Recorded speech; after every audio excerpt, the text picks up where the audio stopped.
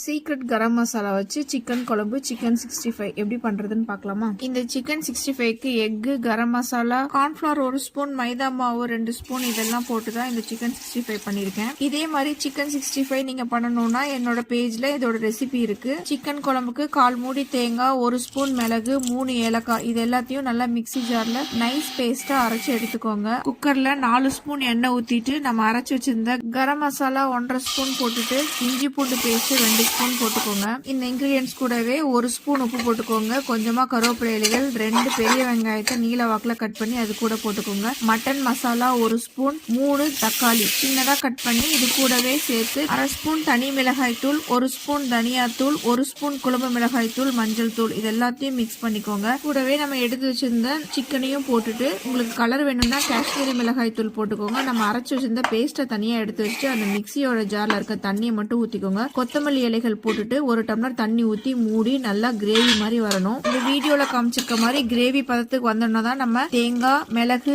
ஏலக்காய் அரைச்சிருந்தோம் இல்லையா அந்த பேஸ்ட்டை போட்டுட்டு 2 டம்ளர் எக்ஸ்ட்ரா தண்ணி ஊத்தி இது வரைக்கும் போட்ட எல்லா இன்கிரீடியன்ஸையும் நல்லா மிக்ஸ் பண்ணிட்டு ரா ஸ்மெல் போற வரைக்கும் நல்லா கொதிக்க விடணும். இது கூடயே கொஞ்சமா கஸ்தூரி மேத்தியும் போட்டுக்கோங்க. மிக்ஸ் பண்ணி மூடி வச்சிருங்க. க்ளோஸ் பண்ணணும். 1 விசில் இல்ல 2 விசில் விட்டீங்கன்னா போதும். சூப்பர் டேஸ்டான சிக்கன் குழம்பு ரெடி ஆயிரும். இதே இன்கிரீடியன்ஸ் கூடயே இதே மாதிரி போட்டு நீங்க மட்டன் போட்டு வச்சீங்கன்னா மட்டன் குழம்பு இதே அளவுகளோட சிக்கன் குழம்பு செஞ்சு சாப்பிட்டு பார்த்துட்டு கமெண்ட் பண்ண மறந்துடாதீங்க.